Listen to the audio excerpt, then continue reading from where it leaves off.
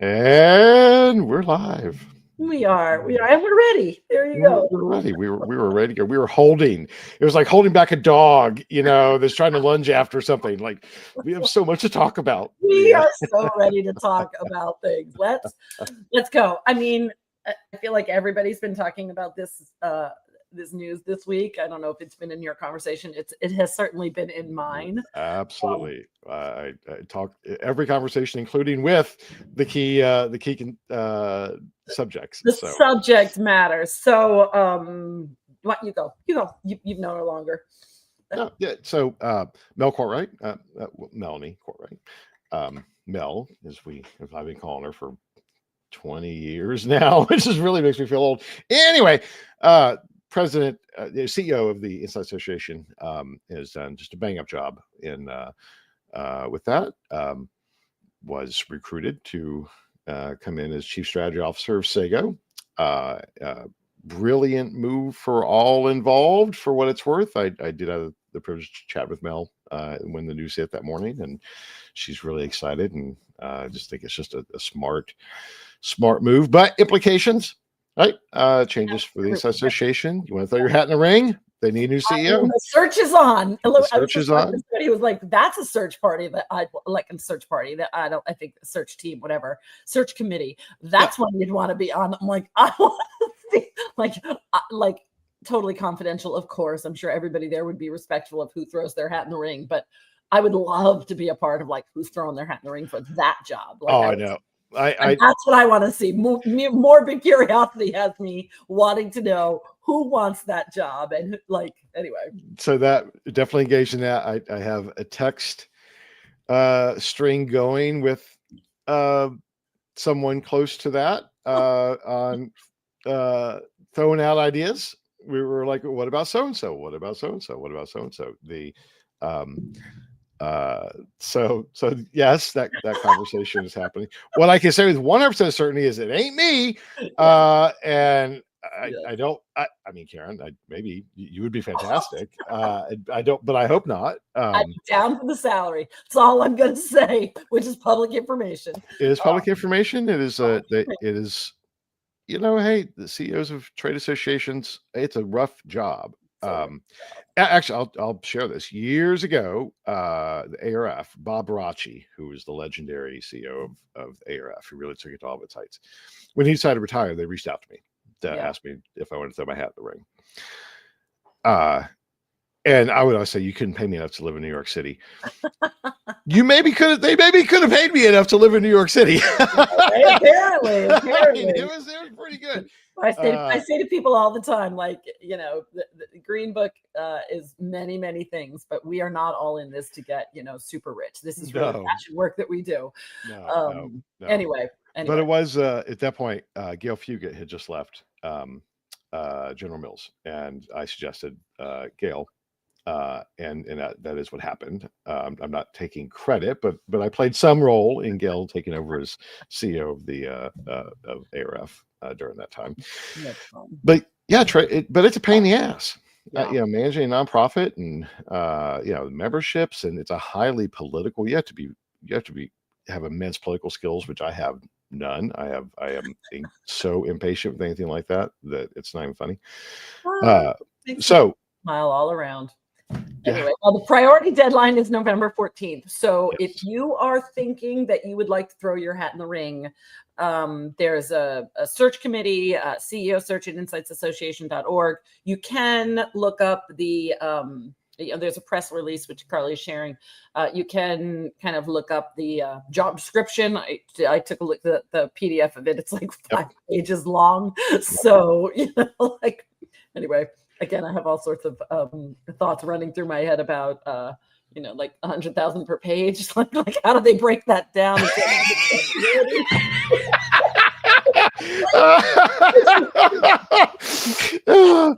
It's fun that I'm like, oh, this conversation. So I'll tell you what, though, they earn every penny. They do, and I know that there are plenty of people that are making that kind of money, but certainly after being as seasoned in the industry as we are, right? So but it is step back. I mean, it is Inside Association, incredibly influential, obviously needed. They do much good work. Especially during time of change and disruption that we're in. Absolutely. So Well, especially for her. I mean, didn't she step in and like right in the heart of the she COVID, debacle? she did. She Six stepped in years. at a particularly difficult and challenging time. And whoever the next one is going to be, will be stepping in during particularly disruptive time. So yeah. And with Sago, they're private equity backed. They've been on a journey. Yada yada. Yeah. It doesn't take a rocket science or give away anything to say I think they scored because she's done the job that she's done. It feels like everything else feels like, oh yeah, she's got that. Oh yeah, she's got, like, it just feels like she's like proven herself at this point. Like, yeah, that's a really smart move. 100%. Look, if you do not know Melanie Cartwright, you need to find time. I have unequivocally no problem to say she is one of my favorite people in the world. She is kick-ass. She is hardcore. She knows her stuff. I've been privileged to call her a friend, and she did great there. She did great at NADA. She did great in everything she's ever done. Yeah. She's going to do great with preparing Sago for their next phase of whatever that is, which of course it's obvious where they're going. Steve, I'm sure, is going, whoo, Steve Schlesinger. I'm sure it's a huge relief to have somebody of Mel's caliber to come in and help him and help that business. So I'm not saying they need help, but there's just a lot going on, right? So yeah, fun times. All good stuff. So if you are public service announcement time, if you are, we've shared the information about that. If you are thinking, especially if you're a woman out there thinking, now that's what I aspire to. Like, I aspire to, being a CEO, getting to that level. No better organization to give women a leg up in our industry than Wire, Women in Research. Their mentor program is a great place to start for younger researchers. I've been a mentor for years now. Just renewed my, I'll do it again next year for somebody else. And this is the time when the applications are in. So they renew the interest in the mentors, and they accept applications for the coming year for people who want mentorship. And it is not limited to people who are young. It can be anybody. If you are looking for mentorship of any kind, and you would just state in there what kind of mentorship you're looking for. So certainly if you've been around for 20 years and you're looking for mentorship to get to a higher level, you can find a mentor that you will be matched with somebody who can take you to that next level. It'll be another CEO perhaps. It's very well done. And anyway, Carly can share the landing page for you to submit an application, get a mentor. I can't talk enough about that program because, as a mentor, also, if you're interested in becoming a mentor, please, convey that interest as well. Really what you're doing is you're committing to one conversation a month, to kind of guide somebody along in their career, give them advice that the mentee leads what they want from you. Really, they kind of are supposed to, grow their skills by initiating the conversation and by coming up with their goals and really thinking through stuff. And your job is almost to facilitate their learning across a year. Like it varies by mentor. So anyway, highly recommend on both parts. Be a mentor, be a mentee. And it can be done virtually. It doesn't have to be done like if you're in a minor market and you're like, well, I don't know that I could do this. You can mentor virtually. I mentor virtually. Even though I could get to New York, I don't. So yeah, that always a good thing. Yeah, always for sure. So I want to just, it's something occurred to me. I want to just throw out real quick. Back to Melanie just for a minute. She was very public about her battle and successful battle against breast cancer. So that's just another thing to add to that.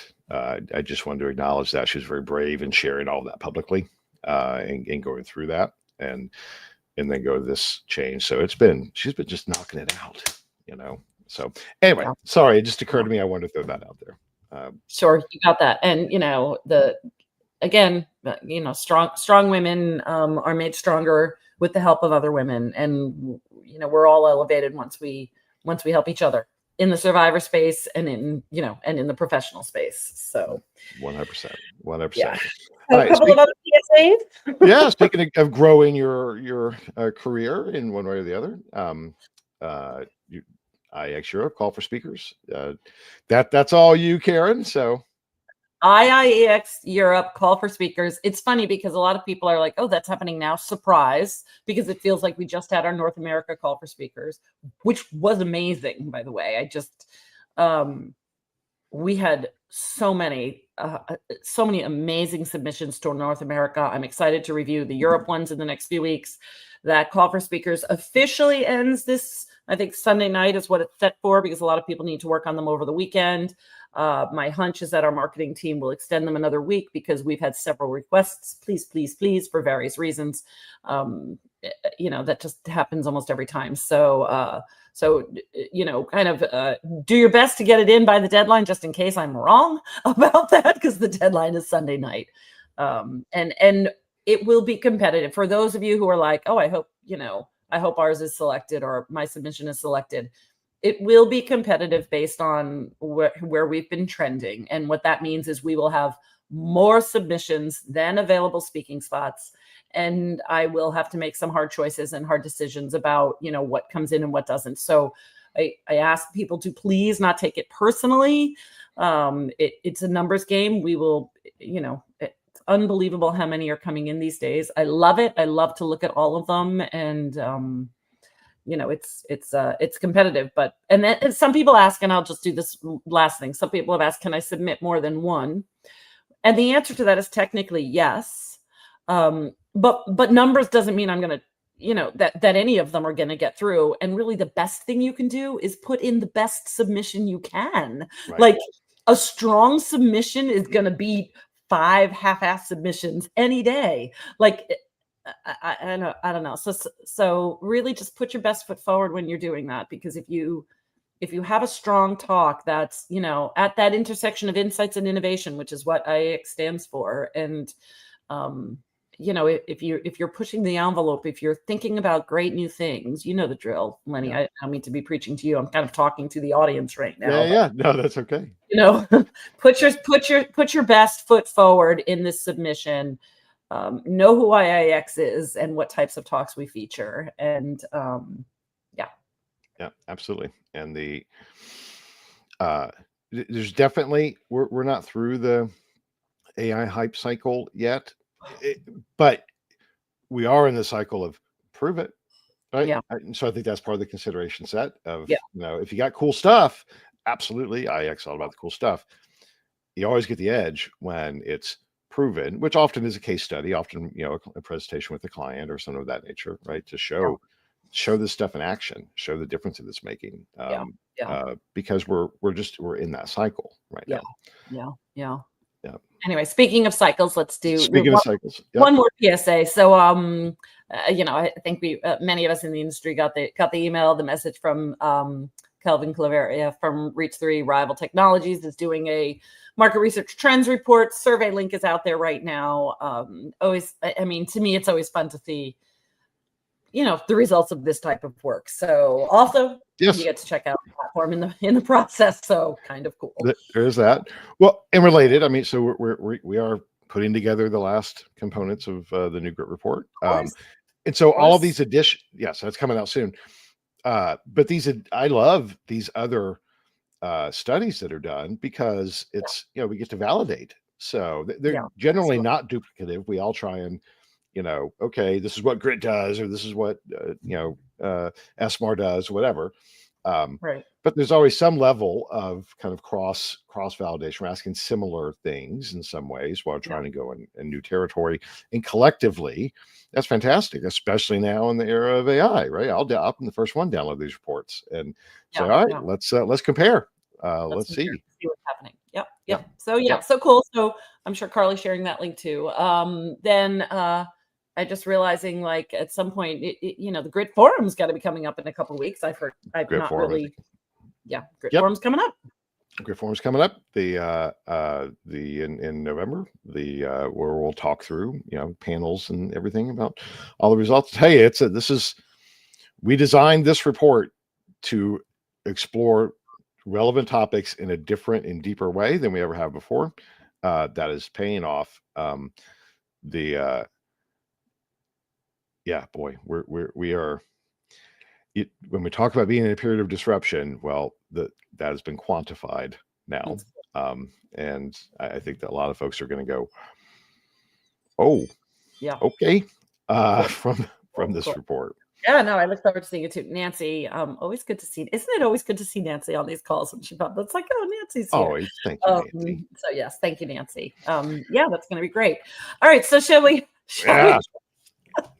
Well, and why don't you tackle Okay, tackle this one, because I know you were like, I am so on this. I am so on this, and I'm evangelizing at this point, and I'll tell you why. So here's what we're going to start. Usually we start with some of this like M&A activity, right? And we'll get there. I promise we'll follow the money. But Yep. OpenAI unveiled their Atlas web browser. They're competing with some of the other, well, certainly against Chrome.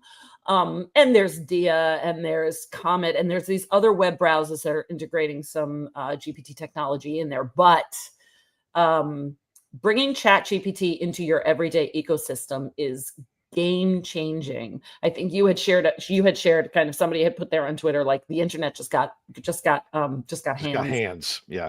And I've been sharing my screen with people when I'm using it because I'm all over this, and I'll tell you why. I've been, kind of literally on phone calls saying, "Watch my screen. My hands are here," and the sidebar GPT chat is going. I get an email and I'm like, "Oh, I need to add that person to my speaker funnel." And it will then open up a Notion document and add them to my speaker funnel. So it is integrating across platforms in my workday with the historical knowledge about who I am. So it knows what I mean. It knows, it might, I'm saying, it's got to be in the IIX Europe funnel. And it knows exactly what I'm talking about because it has my historical use in ChatGPT, and it knows that I'm frequently, doing things in there that help me with some of the, kind of programming details that I am involved in. So there's no confusion. It just knows what I want to do. Can you add an Asana task for me? It will then leave Notion and go into an Asana task to remind me to go back and do something else. Like it is doing the work. The agent is at work in a sidebar.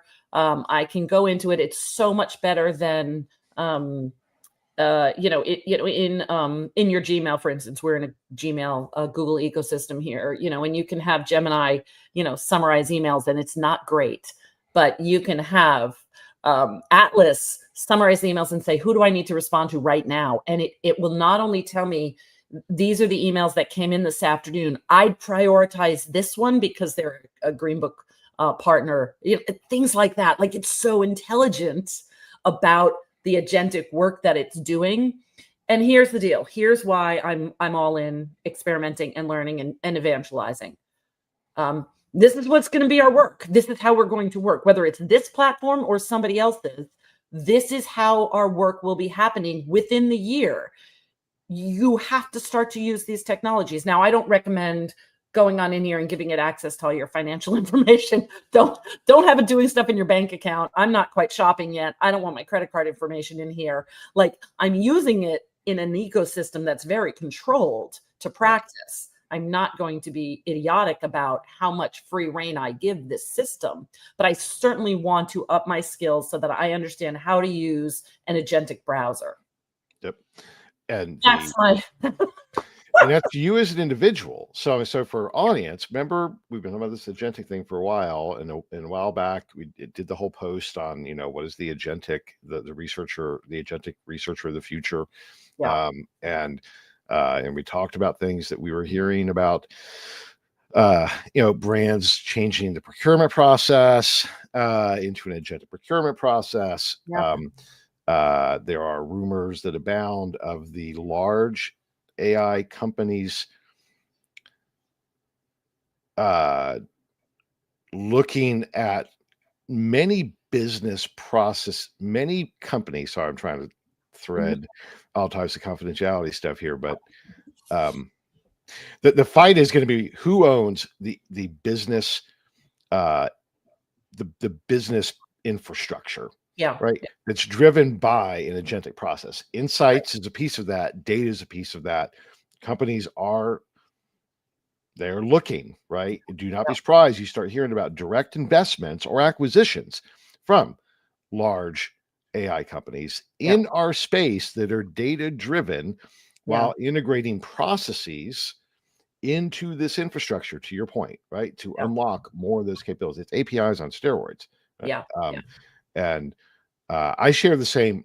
It is interesting that ChatGPT, which I would argue has the most individual users. Yeah. I think the fight is still on who wins enterprise. Well, yeah, because so certainly Atlas isn't available for Windows users yet. It's I wonder what Apple thinks about that. The point to make is not, oh yes, you must use Atlas. It's the end all. Right. The point is this gave me, or is currently giving me every day.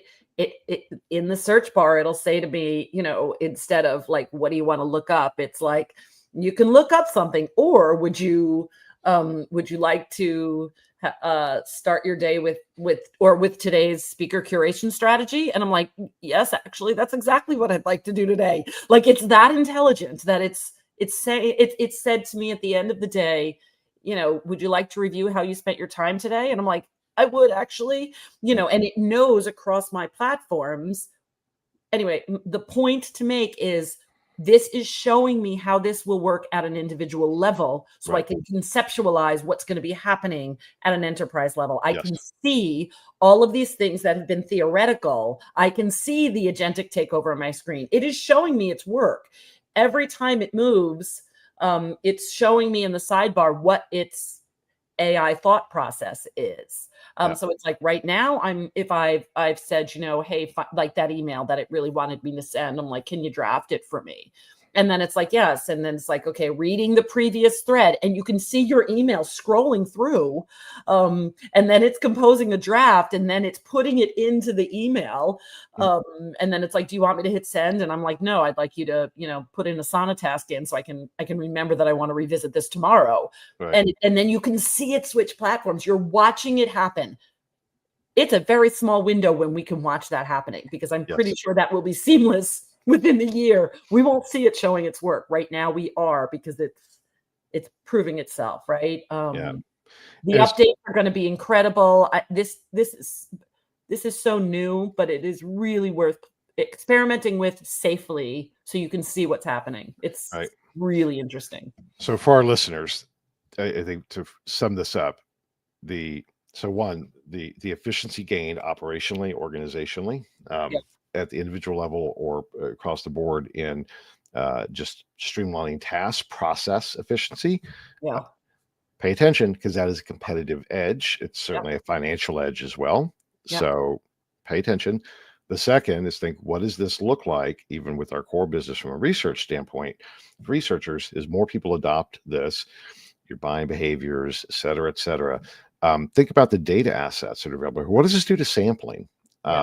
When you're engaging when you're plugged into an agentic ecosystem that more and more people are utilizing as their primary, it's not the phone, right? I mean, it's still going to be this for a while, but eventually this is just going to duplicate that. And as we get another news, right, that's all going to change as well. So get ahead of this. We have to think about this. These applications change not just how we go about our day in a business. They change how we go about our day as consumers, as individuals, which means that it changes our attitudes, our behaviors, our thinking. Everything that we do as researchers is going to have to look at this lens. So let's segue to to the AI help me decide. Let's just go there, because it's right in line. We can come back to the outage. But Amazon added an AI help me decide shopping button to guide product choices. And again, you might be thinking, okay, but think about that as a brand, that the purchase decision is being influenced by an algorithm, by AI. and it is happening now. Right. Consumers are it's not the same. It is It's that is not. a It's very not like search. I mean, it's radically different. It's not retargeting. yeah. It's not any of those things. It is Help me decide. It's going to give you persuasive arguments for your product choices, right. and consumers will be led. And the thing is purchase decisions are challenging, right? Going online, making a decision, Going to the holidays. My God. I mean, I don't. It's stressful. right? Stressful. Help me decide which toy to buy my grandson. Like, of course, that's going to be a thing. Help me decide. Yeah, all right. I'll take your point of view into effect. Like, what? Like, just think about that. If you are a brand, if you are, Fisher Price, and now Amazon is helping, their AI is going to help somebody decide whether it's a Fisher Price product or a Mattel product, or, like. Right. And look, I think it's all. And by the way, Tom Anderson just popped in a poll, LinkedIn poll, on how do you spend your time? How do you actually schedule your time? And that's thanks, Tom. That's relevant stuff. Right? The adoptions here are going to shift. Right? You're a super early adopter. I am actually more of a laggard. I used to think myself as an early adopter. I'm a little more of a laggard because of this particular issue. I'm uncomfortable giving up that control. Yeah. So I'm also uncomfortable with just changing how I do things. Because I'm just lazy and old. But I mean, there's no mistaking where this is going. Yeah. Not And at all.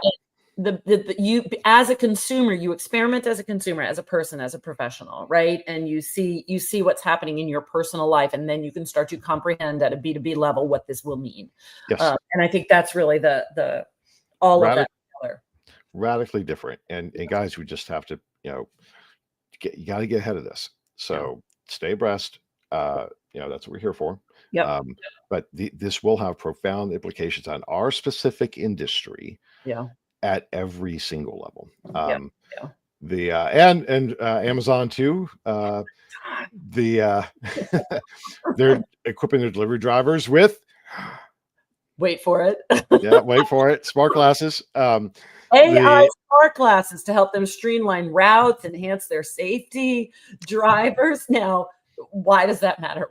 First of all, because Lenny and I, we're always thinking about these AI glasses. The wearables, right? Yeah.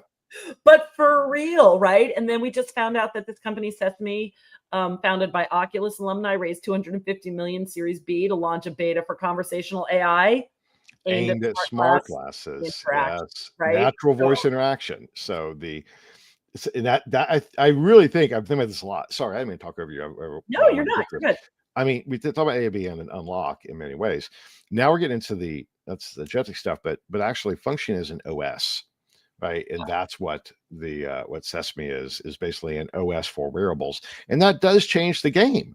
Changes the game if they improve it for driving tech. So okay, focus on driving technology. What's cool about it for a driver is they don't have to mess around on their phone, right? They don't have to be like, oh no, I have to reroute, or need to find switching between mapping. But imagine if they're then able to say, hey AI, or hey whatever glasses, whatever their glasses are called, tree down, need a reroute or something like that, accident, if they're able to then get rerouted without having to use their hands, which they may have some of that technology, but to be able to converse with that platform. We can't converse with our GPSs built into our phones. Like, we can touch buttons, but we can't really converse quite the same way. We might be able to say, hey, Siri, do these things, but it's totally problematic. However, if it's programmed with conversational AI, kind of in the mix, it is designed for the conversation as opposed to retroactively seeing if you can do it. I think it's going to be a game changer, and then will lead to other use cases. I agree wholeheartedly. So many problems with the early phase of the wearables, which is primarily just kind of usability, right? Of you still have to use your hands, connect to your phone, so many different things. It was a peripheral, right? These devices, I don't think, are being designed as peripherals. I think they are being designed as replacements. Yeah. So That's just entirely interesting. And all that assuming, sorry, Amazon, you're getting on chin. That you don't bring down the whole damn internet, which well, that's the thing. It's like we have to mention it, right? We do. We all started. Do you remember that was Monday, friends? Like everything. There was not a. I don't think a company that wasn't affected being impacted. Because even if your internet was good or your main sites were fine, there is some sites in your ecosystem that are hosted by Amazon Web Services that did not work. So vulnerabilities. So let's say all of this, we think, oh, these cool, we unlock all of this stuff, until whatever happened at Amazon, and till infrastructure comes down, it challenges things. So I do worry about that. I'm I still have a landline phone for truly. I mean, redundancies are important because shit happens. The more that we engage these technologies and outsource things to them, sure, we get all these benefits, but stuff happens. So I would caution us all to continue to also think about redundancies and keep those skills in place, so that if we gotta do it old school. Tim and I are getting a landline. I'm just well, you're talking to the guy who lives in the country, he has solar panels, Tesla batteries, and a generator. Anyway, it's all good. All right. It's all good. All right. Follow the money, because there's some. Can I talk about the Stagwell thing? Because I thought this was really please, absolutely. I'm sorry. Did you read Tim's comment? Tim commented. He said, "Landline still is a fax machine." Probably in a box somewhere, Tim, and with all my cords from going back for the last 30 years. No, it is actually a DSL. My internet connection is DSL. So, and my landline is DSL on copper. We have Starlink available, but you're gonna get him all riled up. All right, look. All right, Stagwell. We have so much to cover. We do. So I've been a big fan of Real Clear Politics forever. Like, gosh, probably 30 years. It's a wonderful site that summarizes news, some different topics, et cetera, et cetera. And I'm a political junkie, and what they've done for years was averaging polls. So I just think they just do a fantastic job across the board. Stagwell, Mark Penn, Penn Show in Berlin, Microsoft, the Clinton camp, et cetera, et cetera, took a 35% stake in Real Clear Holdings. I just think that was great. They own the Harris poll. Mark, I think at his core is still a pollster. So within Stagwell, which is owning marketing and insights capabilities, now to own what is a political media platform fundamentally at this point. I just thought that was really interesting. And hats off, right? I feel a personal connection to everybody involved in this, even though I don't have a personal connection, but I just feel one. So it was cool to see that that's coming together. Fair to say you're a brand fan. That's how I feel about I am. I'm a brand fan. Yes. So. Yes. Yeah. Some people like it was 538 Real Clear Politics. 538 was okay. I really like Real Clear Politics better for whatever reason. Yes. So fan of Mark Penn, fan of Stagwell. Interesting how they're building all that together. Yeah. But now, all right. Follow the money. We had three. But even the one anyway, these are newcomers, and I just think I just want to be really clear with everybody. We've got some funding going on with new people within the last year, basically, to the market, and pay attention to this. So yeah, I mean, I don't know if I didn't know Strella. I'm right? Not. Okay. Go ahead. Right. Strella is an AI-powered customer research platform raising 14 million Series A, led by Bessemer, redesigning customer research in the AI coming era. Out of stealth. 14 million round. Out of nowhere. What? Right? Okay. So check out that company, brand new competition, and they are getting funded. Dialogue AI launched an AI native research platform, announcing 6 million seed to scale into news analysis. 6 million. That company was just founded in 2025, this year. Yep. Scale interviews, analysis, and integrations for non-specialists. Exactly. So what's happening? So the insights industry insights are going to be accessible for people outside of the insights industry. Yes. And I should point out, right, that most of these businesses that we're seeing getting these, of course, they're selling into the insights organization, but most of their growth is not selling into the insights organization. Yeah. Most of these companies, especially some rounds, bigger rounds that I expect to see soon, Yeah. it's because those companies are selling into the product team Yeah. or the marketing organization or whatever. They are because insights are democratizing and they're part of democratizing it. And here's other examples of those companies. I mean, the smallest one here, Northsea, pre-seed funding, 660,000 pre-seed. So it's like, that's not like pre-seed. Remember, if you've never done this, that's like, hey, I got an idea, give me some money, to prove my concept. Yeah. Yeah. The AI native research. So, yeah, and the tie-in, what I wanted to say is, like, we were talking about these three. So, Strella, Dialogue, AI, Northsea, and then we've got this new launch, a public beta of this ReadingMinds, and it's just a launch. I was not able to find anything on them in terms of like when were they founded, what's even going on here. Very, like, even the LinkedIn presence, I'm like, this is brand spanking new. And you go to that site, it's well done and looks sharp as can be. And I'm like, what? ReadingMinds AI.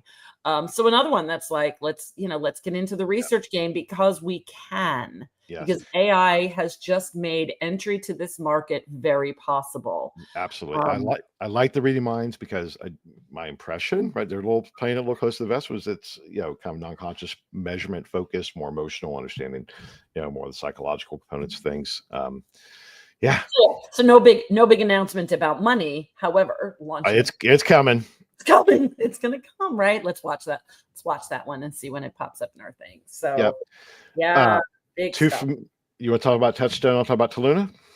Oh, sure. Just everybody take a breath, because it's not necessarily all newcomers that are doing things. Remember, Lenny and I have talked about you're going to have all these new entrants to the market, but you have to start doing stuff yourself. So Touchstone Research launched generative AI kind of UX research practice. Kind of like what they have to do.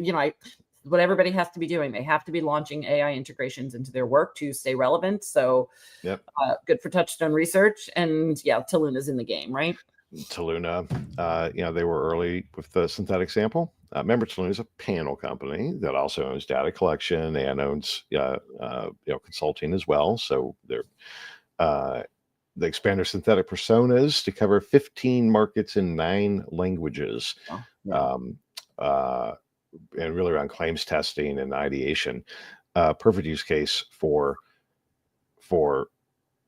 data, first party data built synthetic personas, which we've been talking about over and over again, right? We're talking about synthetic. That's what I tend to focus on, not just the kind of hoovering in the everything online. I mean, this is purpose built, and it takes companies like Taluna with that level of scale to panelists, to people sharing their data, to build that. It's highly predictive. And it's interesting. I mean, to an extent, these companies, they're cannibalizing some existing revenue. But they're replacing that with new subscription-based revenue, which is so hats off to them. The conference board, the Consumer Confidence Survey, now released a premium data set, and I'm sure it's a subscription. So you can tag in all of their data that they capture historically. And what are you going to do? Build more models. Could you build personas off that? Probably. I've actually never paid much attention to the conference board. I know it is survey data. So I'm sure they have demographics and other things there as well. So they're taking an existing asset and now monetizing it in a new way. Yeah. Just like Taluna is doing with the synthetic. So not the first time we've talked about those subscription models also. So nope, not at all. All right, we do have a couple shout outs. Meltwater, which plays in our space as well. New AI innovations aimed at smarter media intelligence. So check that out. Their end of year, a whole bunch of launches. Our friends at MRI, which are partners from a content standpoint, and Cambiar, a good friend Simon Chadwick and Karin. A global training offering on adopting consulting mindset for insights professionals. probably something to pay attention to, guys. Is we define what our human value is. Yes. Yes. And speaking of values, Yeah. I thought this Google introduction of Google Skills, a unified training platform, pulling coursework from cloud, DeepMind, and more to upskill users in AI and technical fields. And that was my understanding, is that a lot of those are certification programs. Yeah. And it's free if you're a Google Cloud user. Yeah. But I love that. Yes, put that education out there, that content, because we probably all need to upskill some now. Yeah. I mean, if you are feeling the only way to feel like your skills are going to keep up is if you practice them. Immerse yourself in some of this learning. Just do the things. I mean, the AI event was really great. There were some, great workshops. Our AI event, patting ourselves on the back again, was, with people seeing the use cases, getting immersed. I think that's why, Lenny, it was so successful. Was because people are now at that, oh gosh, I have to really, I have to immerse myself. You have to, you can't let up for a hot second.